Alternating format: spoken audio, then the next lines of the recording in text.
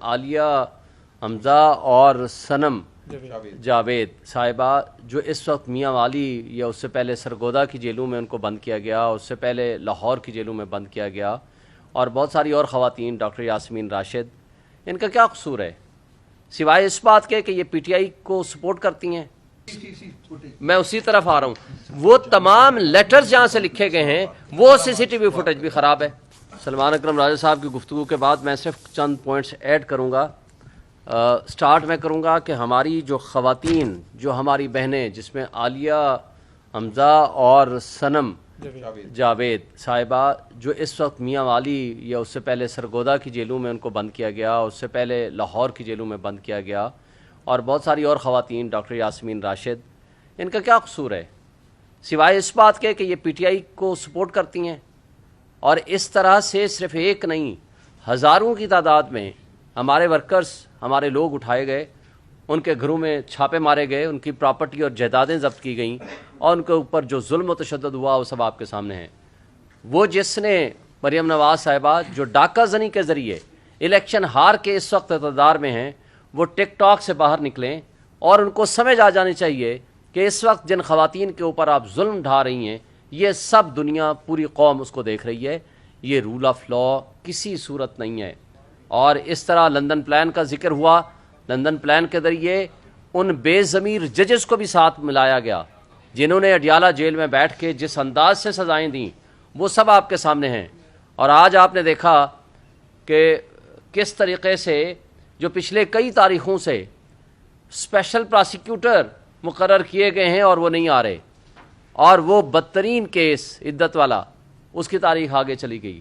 اور اگر عمران خان صاحب کے کیس میں نہ ملزم موجود ہے، نہ ان کا وکیل موجود ہے، اور ex parte without hearing ان کو سزا دے دی گئی، لیکن آج جج صاحبان وہ فیسیلیٹیٹ کر رہے ہیں دوسری پارٹیز کو، اور اس طریقے سے عمران خان اور ان کی بیگم جو پردہ نشین خاتون ہیں، ان کو سوائے پولیٹیکل وکٹمائزیشن کے نقصان دینے کے اور ان کا کوئی آسپیکٹ نہیں ہے۔ وائسرائے کے حوالے سے بات ہوئی،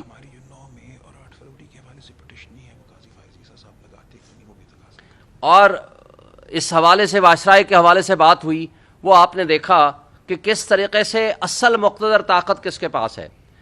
جیسے سلمان نے بتایا کہ ہم فوج کے مخالف نہیں ہیں، وہ ہماری فوج ہے، وہ نہ ہو تو ہمارے ملک کے حالات اچھے نہ ہوں، مگر جو لوگ، جو اسٹیبلشمنٹ کے، وہ ادارے، جو ہماری انٹیلیجنس ایجنسیز جو سیاست میں مداخلت کرتی ہیں، انصاف کے ایوانوں میں گھستی ہیں اور ججز کو بلیک میل کرتی ہیں اور ان کے بیڈ رومز میں کیمرے لگاتی ہیں، تو مجھے بتائیں ہمارا ان سے اختلاف ہے۔ ہم ان کو میسج دیتے ہیں اس طرح رول آف لا کا انڈیکس اوپر نہیں، وہ نیچے جائے گا، اور جس ملک میں رول آف لا نہیں ہوتا وہاں اس ملک وہ کبھی ترقی نہیں کیا کرتا۔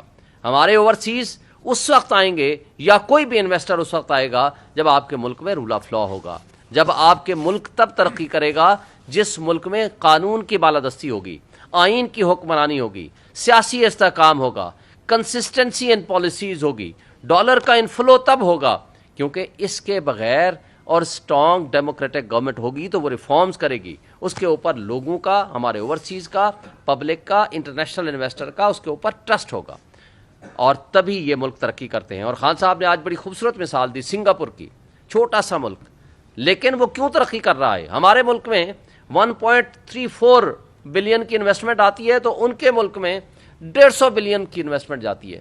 وجہ فرق کیا ہے؟ ایک فرق ہے، وہ ہے رول آف لا، اور رول آف لا کے بغیر کوئی ملک ترقی نہیں کر سکتا۔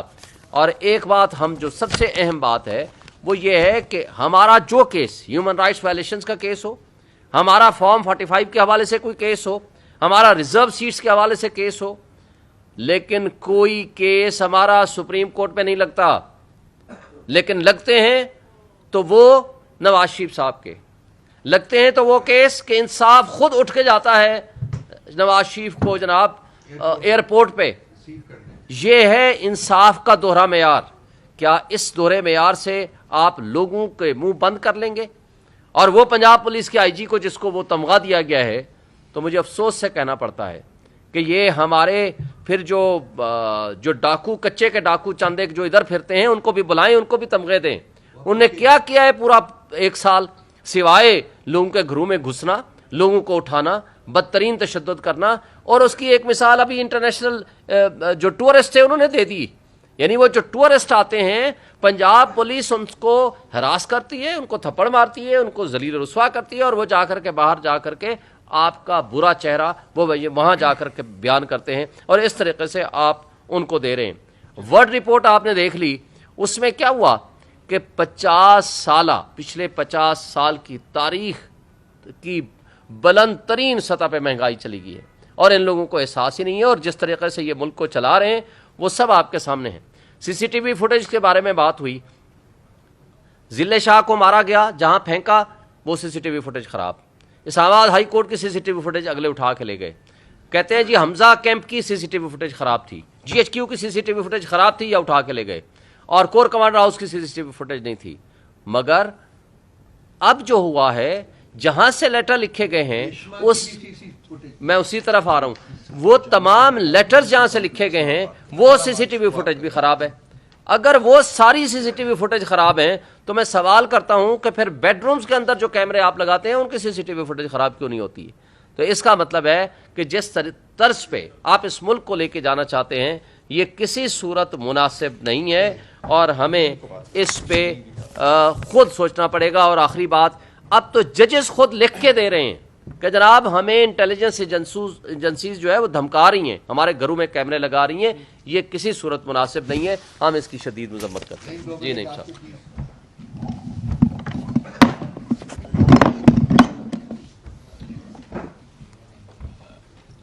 बहुत शुक्रिया जी। देखें, 2-3 पॉइंट्स आपके सामने रखना चाहूँगा। 9 मई के हवाले से राय साहब ने भी बात की और शोएब शाहीन साहब ने भी बात की सीसीटीवी कैमरों के हवाले से। 18 मार्च जुडिशल कम्प्लेक्स खान साहब पे हमला किया गया, वहाँ पर वकला की वर्दियों में नामालूम लोग थे, और उस दिन अल्लाह ताला ने करम किया, हमारी एक ऐसी हिकमत अमली जिसके ऊपर हमने खान साहब को कहा कि आप वापस चले जाएं, गेट के ऊपर उनकी हाजिरी लगी और वो वापस आए। लेकिन उस दिन की भी जो सीसीटीवी कैमरे की फुटेजेस हैं वो किधर हैं? हम मुतालबा करते हैं कि वो भी मंजर आम के ऊपर लाई जाएं, और उसके साथ साथ टीवी चैनल्स के ऊपर इमरान खान साहब की तस्वीर, उनकी तकरीर, उनका नाम लेने की पाबंदी लगाई गई है। किस कानून के तहत लगाई गई है? पैमरा जाके अदालत में ये कहता है कि हमारी तरफ से कोई पाबंदी नहीं है, तो फिर कौन पाबंदी लगा रहा है? क्या ये आज़ाद मुल्क है? हमारे इदारे आज़ाद हैं? यहाँ पर जो सारे मामलात हैं वो क्या आज़ादी से चल रहे हैं? इसके साथ साथ सिविलियन का मिलिट्री ट्रायल, देखें, इस हवाले से अटॉर्नी जनरल ने सुप्रीम कोर्ट में ये कहा कि 15 से 20 लोग ऐसे हैं जो बरी होने वाले हैं, लेकिन जाकर उनको 1 साल सजा सुनाकर एहसान जताया जा रहा है जो बेगुनाह लोग हैं। सिविलियन का किसी सूरत मिलिट्री ट्रायल हो ही नहीं सकता, लेकिन यहाँ ना कानून है ना आइन है। इसके साथ साथ बल्ले के निशान के हवाले से हमारी दरखास्त जो है वो स्टिल वहां पर पेंडिंग है इलेक्शन कमीशन के पास। क्यों नहीं अभी तक सर्टिफिकेट अपलोड किया जा रहा? यह हम मुतालबा करते हैं कि इलेक्शन कमीशन 1 महीने से ऊपर टाइम हो गया है कि वो सर्टिफिकेट अपलोड करें। इसके साथ साथ मैं ये कहना चाहूँगा कि खान साहब की दीगर दरखास्तें इस्लामाबाद में भी और लाहौर में भी मुख्तलिफ जगहों के ऊपर पेंडिंग है, इसी तरह सुप्रीम कोर्ट के अंदर। तो उन तमाम दरखास्तों को फिक्स किया जाए। एक तो जमानतें हैं 9 मई के हवाले से, वो दरखास्तें हैं, और एक जो सुप्रीम कोर्ट के अंदर है इमरान खान साहब की जो डिस्क्वालिफिकेशन है, नाअहली है, उस हवाले से हमारी दरखास्त है।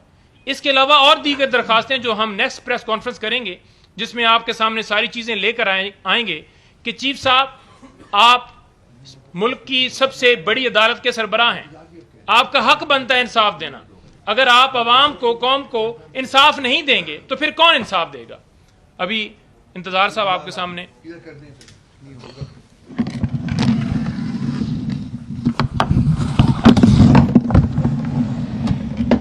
जी इंतजार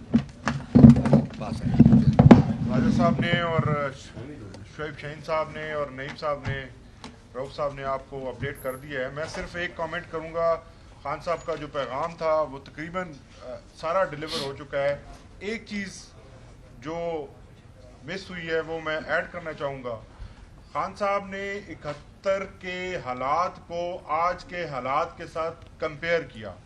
انہوں نے فرمایا کہ 71 میں جو حالات پیدا کیے گئے اس کے نتیجے میں ملک ٹوٹ گیا تھا، لیکن آج ملک نہیں ٹوٹے گا، لیکن معیشت ہماری جو ہے وہ بالکل تباہ ہو جائے گی. اور جس ملک کی معیشت تباہ ہو جاتی ہے وہاں نہ کوئی شہری ادارہ رہتا ہے اور نہ ہی اس کا کوئی مستقبل ہوتا ہے.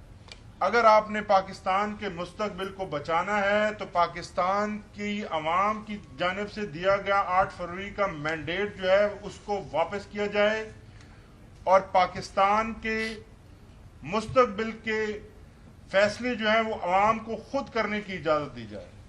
بہت شکریہ.